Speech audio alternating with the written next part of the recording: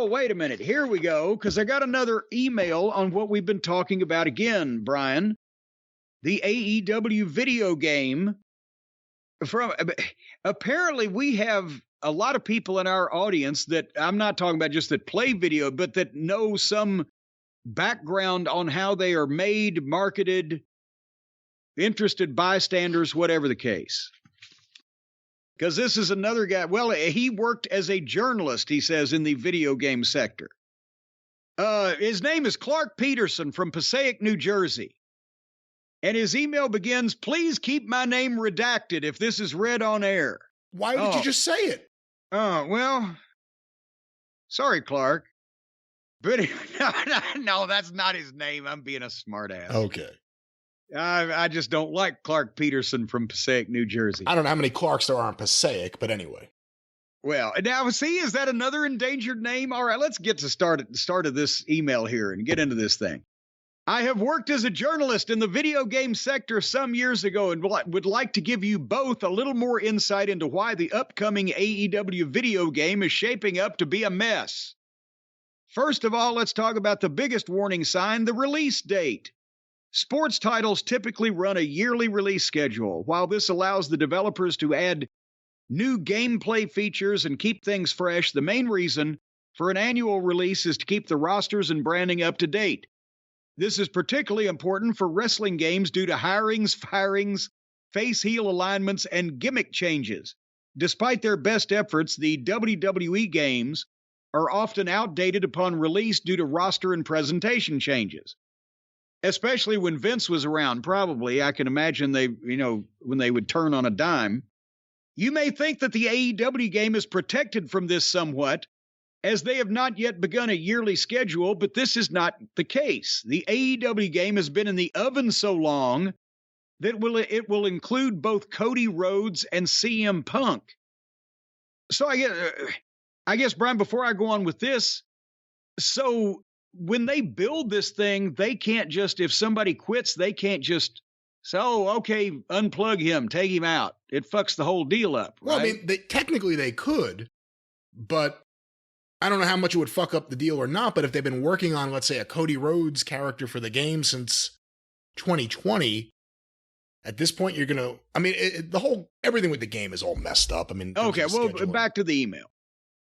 "While I'm sure you will agree that this is a positive for the game, having Cody and CM Punk, please try to imagine those two names as a date stamp on the roster. Lord knows how outdated this thing is going to be when it finally hits shelves. The knock-on effect of this outdated roster and branding, the current Dynamite presentation will not make it to the game when they changed producers here a few months ago, comes in the form of post-release content.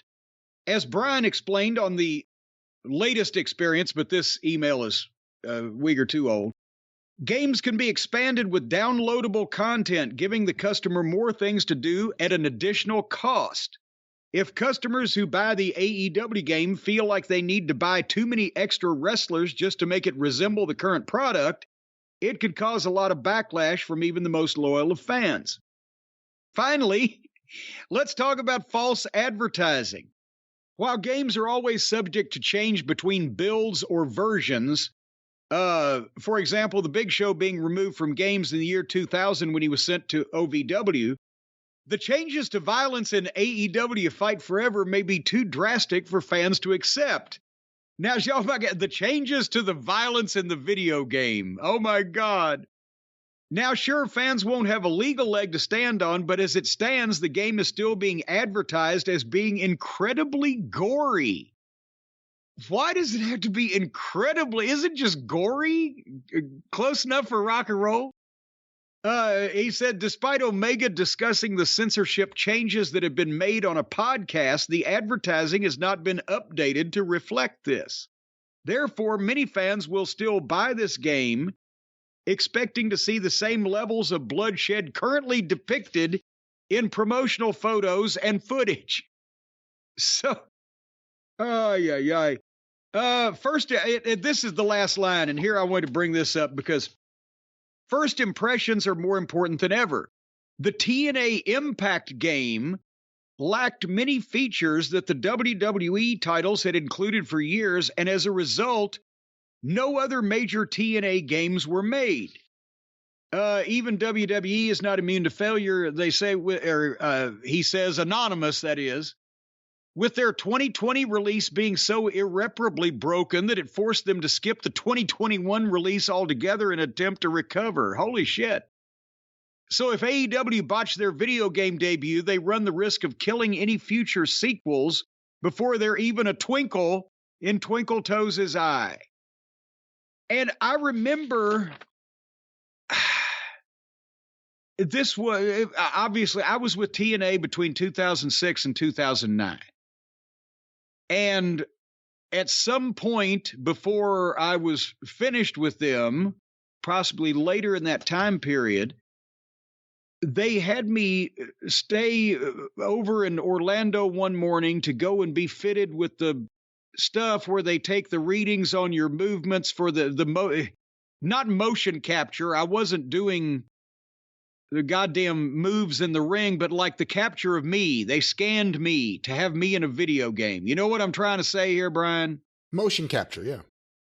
Well, it wasn't necessarily, it was also, they were scared what I looked like and just having me do some pointing and things, but it's not like I was doing the wrestling moves or whatever. But they scanned me to be in the next game, which was never made.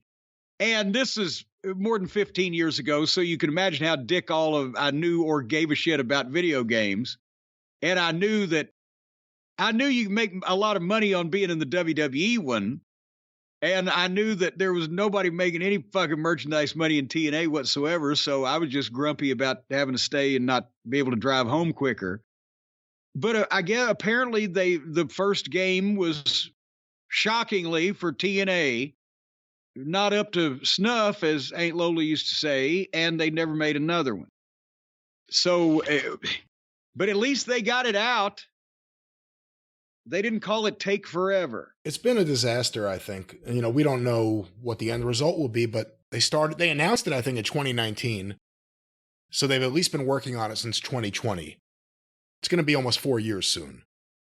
There's no released game. We still see images or clips of how gameplay would be, but it's not finalized. The roster's an issue. Like you said, Cody Rhodes is in the new WWE game. He's also going to be in this game that they started working on years ago. CM Punk was originally on the cover of this thing. Now Kenny Omega's in that spot, but Punk is supposed to be in this game. WWE, you know, their thing is now something that some fans of those games look forward to. I'm not a fan of those, but like baseball. Every year, Major League Baseball puts out a new version of MLB The Show for the new season. Updated rosters, players who retired, sometimes they add legends, add various different things, but every year there's a new version of that game. With the AEW game, we still don't have an original version, and they're still playing around with every single end of it. The roster is going to be an issue, and you know, I just think people who want to say that Kenny Omega, because he's a fan of video games, that somehow gave him a leg up on this, I think that we'll probably learn a lot more about how badly he's bungled many things with this, specifically including the direct communication with talent, because I've seen his text messages about this game and his conduct as the supervisor of this game. There is nothing that looks positive yet about this. It seems like it's just a giant money pit that is going nowhere. When they release this game, is it going to make the money back? Are they going to be in a position where they can release the game and then a year later put out an updated roster? Is it just going to be you have to download all the talent individually going forward because none of them were there when the game was put together? Again, unless they turn around and turn this into a major, major source of profit, the video game has been a disaster and a waste of time and a waste of company money. And nothing has got off the ground. It's gotten to the point where it's a laughingstock. No one's even seen it. So, again, it could debut, and maybe non-wrestling fans will hear about this game and how wacky and gory and fun it is and flock to it. I don't think that's going to happen, though. But now, well, here's a question. Do And they need to AEW start isn't now? as hot now as it was in 2019 or 2020. Nothing is pointing up for the video game, I don't think. Do they need to start now on making the second version, because they're going to have to change so much of the talent from the first version to the second version? They probably need to get a head start on that, don't they? Is Miro in the game? Is Andrade in the game? Oh, you mean the video game? I don't know whether he's in the fucking game or not. And Andrade's sitting home not beating up Sammy Guevara. Maybe that can be when you hit the goddamn high level or you downloadable your content. That's when fucking Andrade pops up on the screen and beats the shit out of Sammy Guevara. They didn't even have a company off the ground yet, and they ran right to this video game. And here we are years later. They have had successful pay-per-views. They've had $1 million gates. There's no progress on the video game. And here's the thing, and I will not beat the dead horse too much further, but he's played so many of those video games and he's read up on it and he's interacted with other people who like to play video games. I think we've established I have driven somewhere in my life around 2 million miles. I got 300,000 miles on the current vehicle sitting out in the driveway. If you asked me, take that goddamn engine out of that thing and put it back in, fuck you.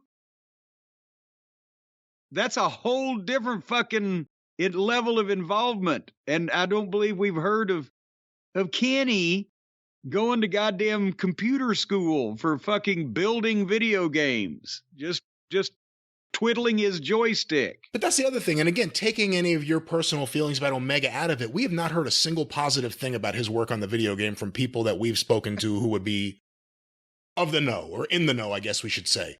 Like nothing. Of the know or in the now. He's there and he's involved, but Kenny Omega, if you're the biggest fan of Kenny Omega, you have to accept this because it's true. Kenny Omega, if you think he's the most talented guy in the ring, that's fine. He is incompetent as an executive. And he's incompetent when it comes to dealing with talent. And he's in general, a fringe mindset. So that Dave Meltzer can give him 7.5 stars and love his match. Readers of The Observer will love his stuff. There's a segment of the AEW audience that will. There's a larger audience that don't. And when you see the ratings every week and you see the reaction to them, that's part of it. So to tie it back to the video game, you have a guy who loves playing video games, but maybe he doesn't love video games the way everyone else does. Maybe it's just he's a unique person and his unique way of thinking about things is so fringe that it doesn't necessarily correlate towards bigger ideas for the big idea. You have just made the phrase a unique person hilarious to me because I don't know why. Maybe it's the way you applied it. I'm trying to be nice. I'm trying to be fair because everyone thinks if we say anything about Omega that's not positive, we're just killing him. I'm really trying to, as someone who knows a little bit about what I'm talking about here and has seen a lot about what I'm talking about here, the fact is he is not competent outside of the ring at any of these things. And whether he's competent in the ring, again, that's in the eye of the beholder. I'm not going to get into that argument here, but the idea that Tony Khan, with all this money and his lifelong dream, was going to start a video game division and put Kenny Omega anywhere near the leadership of that division, it should surprise no one that there's been no progress and we are today where we are. You know where we are right now, Brian Last, as far as Twinkle Toes is concerned, he's doing great. He's doing wonderful. Things are on the up and up. His future's so bright, he's got to wear him some shades. Oh. And you know what, Brian, that's exactly the same way I feel about our program, and the cult of Cornette should too out there. Our future's so bright, we got to wear shades. And right now, I can tell you how, if you wear a pair of shades and then you get them broken for some reason, such as you get hit by a car, run over by a bread truck, fall off a cliff, into a chasm or a precipice, whatever the heck, it doesn't matter what goes. Let's say that somebody just hauls off and hits you in the head with a large stick and breaks your sunglasses. That don't matter because you're going to have 2 pair.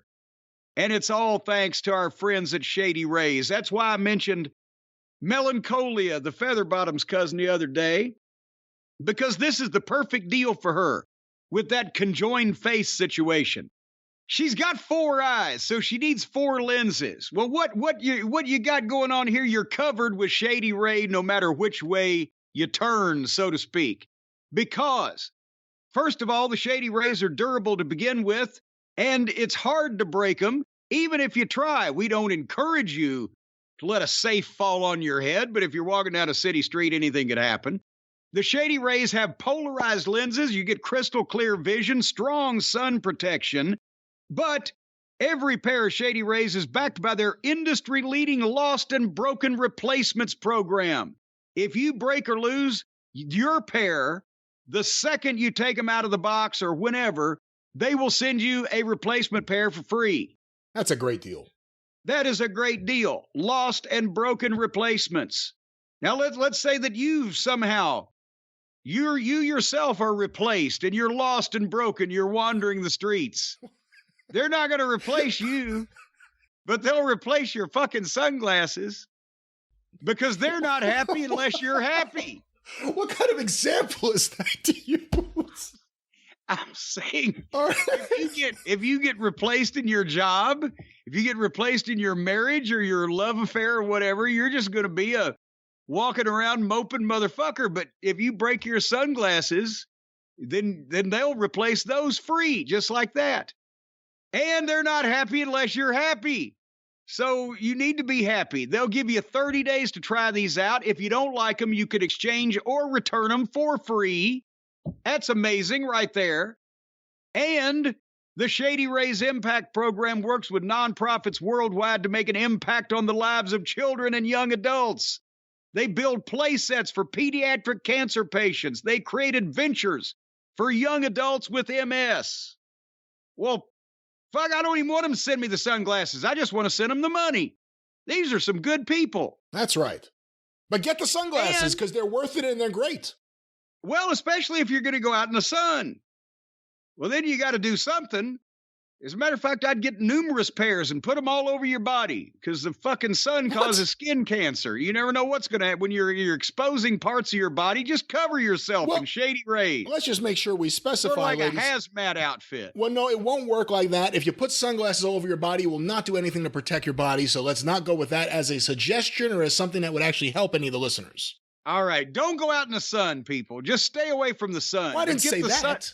Well, no, get the sunglasses, wear them indoors, because who knows what these LED lights are doing to us? People, they can change your brain waves. I was reading this thing the other day. It said that if you're exposed to LED lights, it could cause paranoia and pandemonium. So get sunglasses from Shady Rays and wear them inside the house. Stay out of the sunlight. Don't get skin cancer. And if you break them, they'll replace them for free. But now listen to this. If you go to ShadyRays.com, that's ShadyRays, Shady Rays, how else would you spell it? .com/JCE, and use the code JCE, you will get a second pair of Shady Rays for free when you buy one pair. And you don't have to break the first pair before you get the second pair. So you're going to get 2 pair for the price of one. And then apparently either one of those that you break, well, you could get more. So hell, if you're accident prone, you could retire on this. That's ShadyRays.com/JCE and the code JCE to get the second pair of free Shady Rays. Ain't nothing shady about that. And there ain't nothing shaking here but the leaves on the trees. So buy Shady Rays for your eye comfort.